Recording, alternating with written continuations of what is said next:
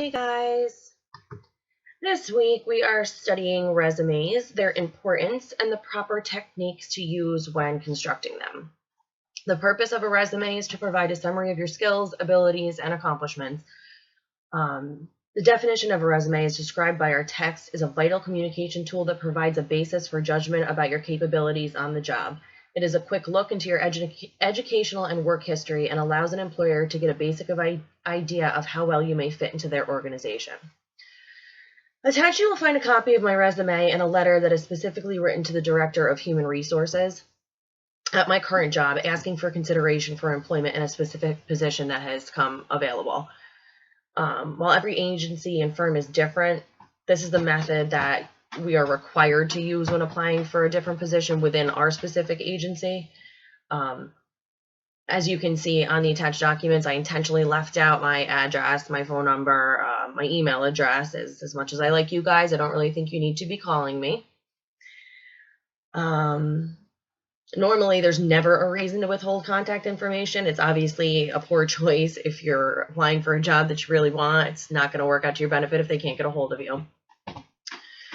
In reviewing my resume in an article that I found entitled Avoid the Top 10 Resume Mistakes, written by Peter Vaught, I was able to really analyze my strengths and weaknesses in the writing style. Firstly, I believe my objective in general, it's kind of not directed at any particular job. It's just basically about my skill level and what my best placement is, like where I would work best. It's aimed at my legal records experience and my wish to continue on to expand my current career, which I believe is a really good way to gain the receiver's attention. It's short and sweet, and it appears first on the page. And I feel that it says enough about my experience to keep a potential employer interested and help them move on to the remainder of the resume without them losing interest right off the bat.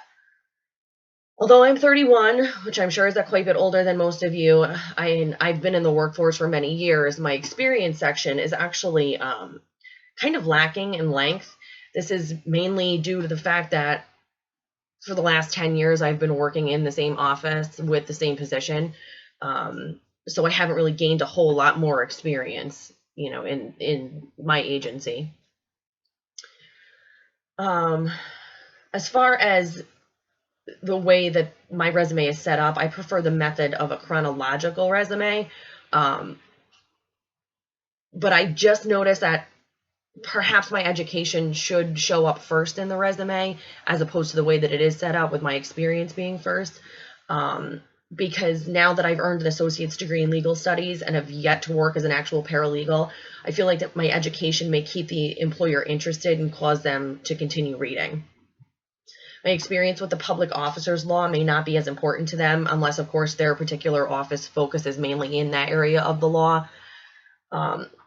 With regard to the experience section of my resume, I find it to be extremely specific to exactly what I do on a daily basis, almost to a fault. I have concerns that if and when I apply to an outside agency or firm, that the references to the types of state police specific databases and filing systems that I use may be lost on them or just not very easily understood.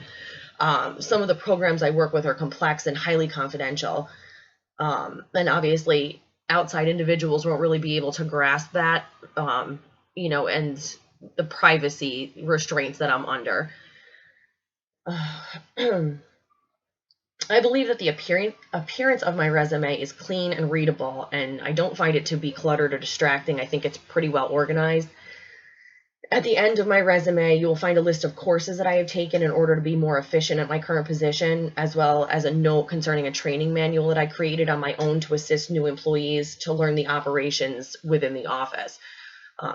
While I always include a copy of the cover letter and resume when applying for a job, I also, in most cases, submit my portfolio, which generally includes the cover letter, the resume, letters of recommendation, course completion certificates, and yearly employer reviews.